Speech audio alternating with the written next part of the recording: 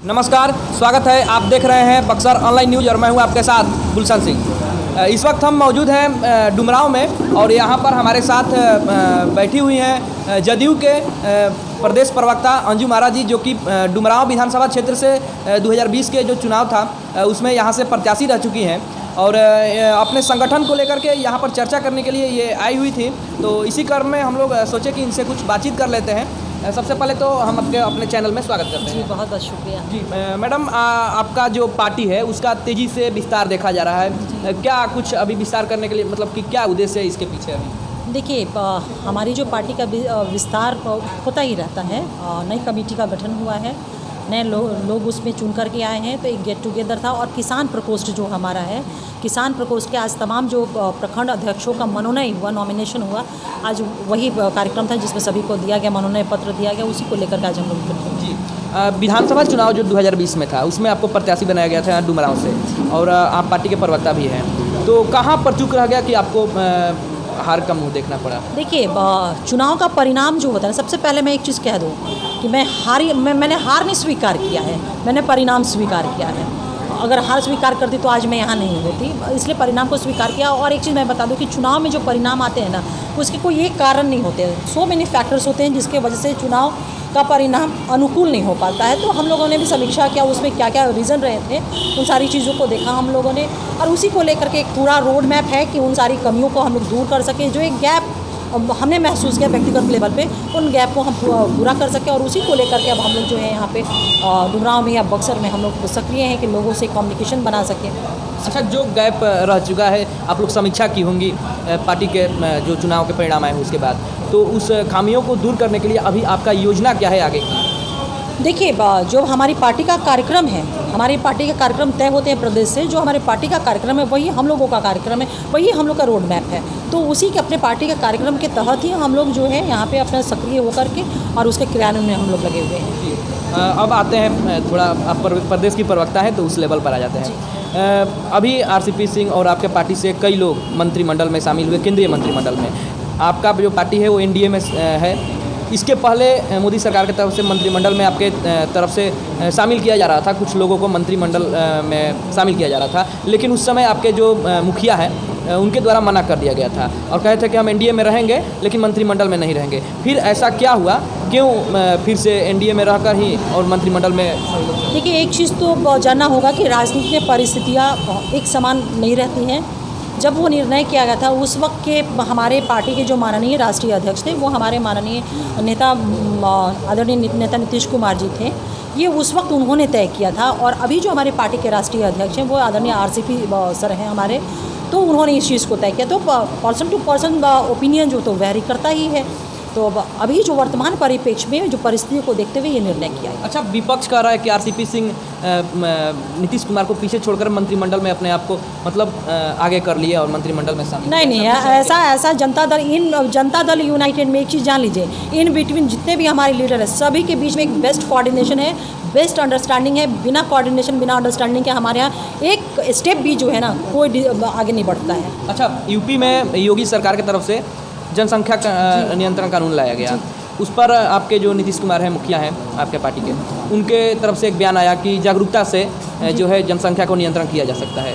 तो कहीं ना कहीं ये दर्शाता है कि एनडीए में रह करके दो फाक है, क्योंकि अभी मतलब जिस प्रकार से नीतीश कुमार का बयान आया है, तो ये नहीं लगता है कि नीतीश कुमार एनडीए में रह करके और एनडीए का जो पक्ष है उसको एक साथ उसके बातों से सहमत नहीं है? देखिए, एक चीज़ मैं आपको कह देना चाहती हूँ कि जो एनडीए है वो डिफरेंट पॉलिटिकल पार्टियों का से मिलकर के बनाया और जनता दल यूनाइटेड जो वन ऑफ द घटक दल है हमारे, और हर पॉलिटिकल पार्टी का जो अपना एजेंडा होता है वो अलग अलग है। बीजेपी के अपने एजेंडे हैं, जेडीयू के अपने एजेंडे हैं, हम के अपने एजेंडे हैं और वो वीआईपी पार्टी के अपने एजेंडे हैं और सभी पॉलिटिकल पार्टी अपने एजेंडों के अनुरूप काम करती है। रही बात सरकार की, तो सरकारें जो बनती हैं वो कॉमन मिनिमम प्रोग्राम के तहत सरकारें बनती हैं, वो सरकार चलाने के लिए होता है।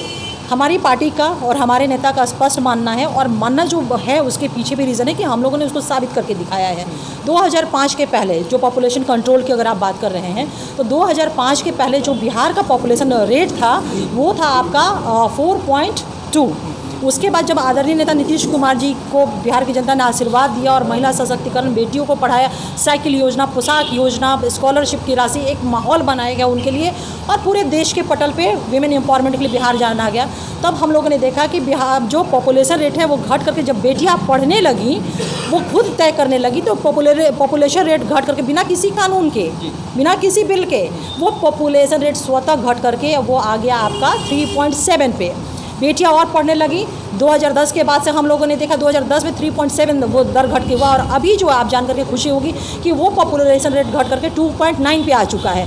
तो ये अवेयरनेस के कारण हो पाया। और रही बात कानून की, तो यूपी जो है ना, पहला कोई स्टेट नहीं है जो इस तरह का कानून बनाया। इसके पहले ऑलरेडी पहले महाराष्ट्र देख लीजिए, हरियाणा देख लीजिए, आप गुजरात देख लीजिए, और भी बहुत सारे, मध्य प्रदेश है, बहुत सारे ऐसे स्टेट है जो ऑलरेडी पहले वो कानून बनाया है उन्होंने, और वो कानून जो एकदम टोटली वो कोलैप्स कर चुका है। तो जनसंख्या जो है कंप्लीट एक समाज की जो दाना बाना है उसको लेकर के वो चीज़ें हैं। और मुझे लगता है कि इसको, और मुझे नहीं, हमारे नेता का स्पष्ट मानना है कि इसको हम जागरूकता के थ्रू बेटियों को पढ़ा करके, बेटों को पढ़ा करके ही हम कंट्रोल कर सकते हैं। आपको रोकेंगे। मुख्यमंत्री जो आपके पार्टी के लीडर हैं, उनका कहना है कि जनसंख्या कानून लाने से नहीं होगा, उस पर जागरूकता चाहिए। बिहार में शराबबंदी कानून लाया गया, तो लोगों का कहना है कि क्या मुख्यमंत्री इस तरह से जब बोल रहे हैं कि जनसंख्या कानून लाने से नहीं होगा, जागरूकता से होगा, तो क्या शराबबंदी कानून लाने से वहीं इस पर भी बात लागू होता है कि जागरूकता से ही शराब मुक्त प्रदेश बनेगा? देखिए, आपको समझना होगा चीज़ों को। अगर शराबबंदी की बात करें तो शराबबंदी इस राज्य की आधी आबादी, और जिसको हम पूरी शक्ति के रूप में जानते हैं, बिहार की आधी आबादी ने आवाज़ उठाया था कि शराब को बंद किया जाए। और उनके कहने पे, उस मात्र शक्ति के कहने पे हमारे नेता नीतीश कुमार जी ने ये निर्णय लिया कि कानून बनाया जाए। लेकिन उस कानून से भी ये चीज़ें नियंत्रण में नहीं हो रही थी। तब जाकर के आपने देखा कि बहुत सारे जागरूकता कार्यक्रम चलाए गए, बच्चे निकले, औरतें सड़कों पे निकली, आप लोग निकले, बुजुर्ग निकले, सब लोग सड़क पे आया एक अभियान बनाने के लिए कि नहीं, शराब बुरी चीज़ है। इसके अलावा आपने देखा कि मानव श्रृंखला हम लोगों ने बनाया, विश्व का सबसे बड़ा मानव श्रृंखला बन पाया इसके पूरे लोगों के सहयोग से। तो जागरूकता तो हर हाल में ज़रूरी है। बिना जागरूकता के समाज में जो परिवर्तन होता है ना, एक कानून बना देने से नहीं होगा, वो ग्रेजुअली होता है और जन सहयोग से होता है। और अभी जनसंख्या नियंत्रण की बात है तो इसका सब स्पष्ट जो रिलेशन है जो है ना, सामाजिक सरोकार से, समाज का जो एक ताना बाना है उसको लेकर के।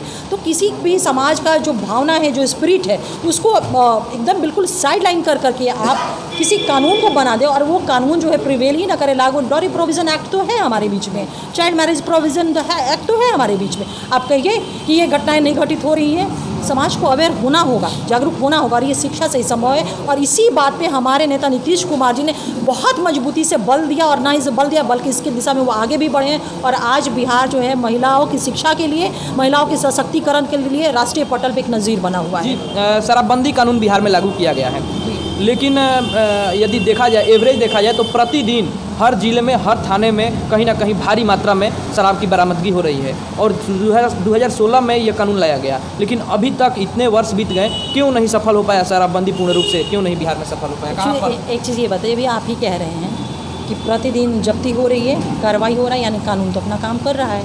कानून, लोग तो सुधर नहीं, कानून काम कर रहा है। इंडियन पेनल कोड कितने वर्ष का कानून है? ये अंग्रेज़ों के ज़माने का कानून है। डॉरी प्रोविज़न एक्ट कब का है? घटनाएं नहीं घटित हो रही हैं क्या? घटनाएं तो स्टॉप नहीं होती। एक चीज़ जान लीजिए कि जो मानव स्वभाव है ना, ये समाज है ना, आप एकदम 100% आप मतलब जो कमियां हैं या अपराध फ्री समाज नहीं बना पाएंगे। ज़रूरत इस बात की होती है कि जिस समाज में लोग जागरूक होंगे। मैंने अभी कहा अभी एक इंटरव्यू में कि जो दारू बनाने का, शराब बनाने का जो काम करते हैं, किसी मोहल्ले में होता है, किसी टोले में होता है, वहाँ के लोगों का क्या ये फंडामेंटल ड्यूटी नहीं है, मौलिक उनका कर्तव्य नहीं बनता है कि इसकी सूचना इमीडिएट दें? वो नहीं देते हैं। कोई भी सामाजिक परिवर्तन होता है जनता के सहयोग से होता है। हमको, आपको, सबको ये जागरूक होना होगा कि ये गलत चीज़ें हैं, तो इसको 100% पूर्ण शराबबंदी का लक्ष्य हम लोग मिलकर के अचीव करा पाएंगे। तो ज़रूरत है कि सभी का सहयोग इसमें अपेक्षित है।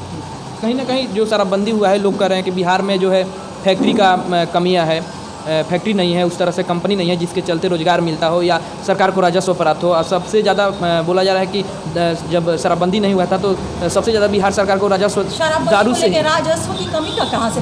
दारू से ही राजस्व मिलता था। अब जो राजस्व है वो सारा चल जा रहा है यूपी में, झारखंड में, बंगाल में। अपडेट हो लीजिए। शराबबंदी हुई, खर्च उस सेक्टर में निगेटिव क्षेत्र में पैसा जाना बंद हुआ। लोग अपने बच्चों के पढ़ाई पे खर्च करने लगे, अपने खाने पीने पे खर्च करने लगे, अच्छे स्वास्थ्य पे। ये पूरा सर्वे है, ये मैं नहीं कर रही हूँ, ये डाटा है, ये नेशनल डाटा है जिसमें ये बताया गया है कि लोग जो है अब खर्च करने लगे हैं पैसे। जो 300 रुपया शराब के अड्डे पे जाया करता था, वो 300 रुपया अब सामान, घर के सामान खरीदने पे होता है। तो जब आप सामान परचेज करते हैं तो उस पर आप टैक्स देते हैं।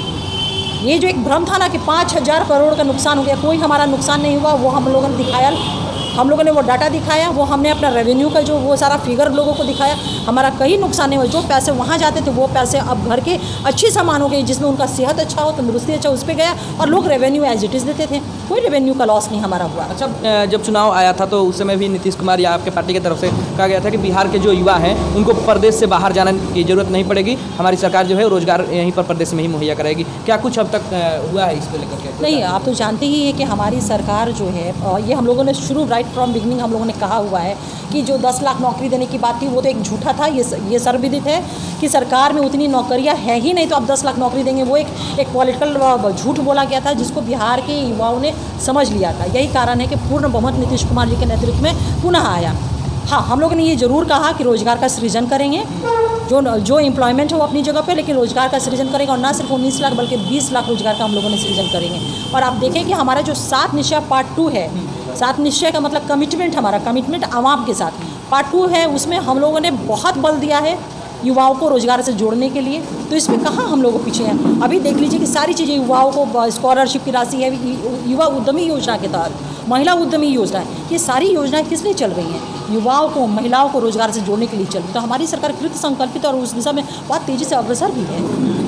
अच्छा, जब नीतीश कुमार एनडीए से अलग हुए थे उस समय बोले थे कि विशेष राज्य की दर्जा मोदी जो है वो नहीं दे रहे हैं, लेकिन नहीं, अब तो नहीं दिख रहा है। नहीं, हमारी मांग आज भी है, आज भी है वो हमारी मांगे। हमने बैक किया क्या? उस मांग को बैक कर लिया? नहीं, हमारी वो हमारी नहीं, ये हमारी नहीं, वो ये बिहार की मांग है, एक जनता की यहाँ की मांग है कि बिहार को विशेष राज्य की दर्जा मिले। देखते हैं कब सुनवाई होती है। अच्छा, ठीक है। हम लोग का जो बिहार है यहाँ पर भोजपुरी भाषा के लोग बहुत ज़्यादा हैं, तो भोजपुरी में अश्लीलता काफ़ी फैल गया है। सरकार की नींद कब खुलेगी भोजपुरी से अश्लीलता? नींद की बात नहीं है, इस पे एक्शन, इस पे रूल एंड रेगुलेशन है, इस पे डायरेक्शन है। और प्रशासन जब भी इस तरह की सूचना मिलती है, मैं तो हमेशा कहती हूँ नहीं होना चाहिए, निश्चित रूप से हम लोग भी इस बात को करें और सरकार हमारी मतलब संवेदनशील भी है सेंसर बोर्ड को लेकर के। हम लोग भी इस बात को रखेंगे कि चीज़ें जिस तरह से आ रही हैं वो नहीं आई, क्योंकि भोजपुरी संस्कार और संस्कृति अपने आप में एक बहुत ही रिच संस्कार और संस्कृति। हम लोग को खुद बहुत गर्व होता है कि हम लोग उस संस्कृति से जुड़े हुए, उसके पार्ट है। हमारी रगों में भी भोजपुरिया माटी और भोजपुरिया खून है। तो हम लोग भी अपनी सरकार से निश्चित रूप से इस बात को रखेंगे कि सेंसर बोर्ड हो जहाँ पे अगर इस तरह की कोई भी अश्लीलता जैसी चीज़ हो उसको अमेंड कर करके समाज के बीच में वो चीज़ें आएं। नीतीश सरकार जो आपका सरकार है, नीतीश सरकार को लोग जानते हैं कि महिलाओं के प्रति काफ़ी संवेदनशील यह सरकार रहती है, सुरक्षा को लेकर के या महिलाओं के जो भी कार्य होते हैं। अभी भोजपुरी में अश्लीलता जिस प्रकार से व्यापक रूप पकड़ लिया है, तो महिलाओं को बाजार, हाट, गाड़ी वगैरह में जाने में काफ़ी अश्लील गानों से असहजता महसूस हो रही है। तो क्या नीतीश कुमार की जो सरकार है उनको इस पर कड़ा एक्शन नहीं लेना चाहिए कि जो अश्लील गाने जो कंपनी रिलीज कर रहे हैं उन पर कार्रवाई हो सीधे?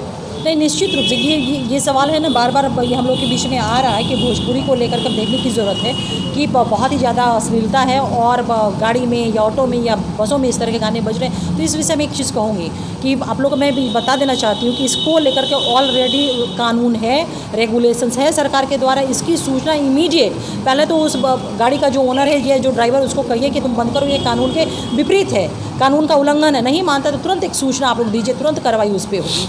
कानून कब बनेगा इस पर? कठोर कानून हम लोग इस बातों को सरकार के सामने हम लोग रखेंगे। आप अपना कीमती समय दी, इसके लिए आपको बहुत बहुत धन्यवाद। बहुत बहुत धन्यवाद।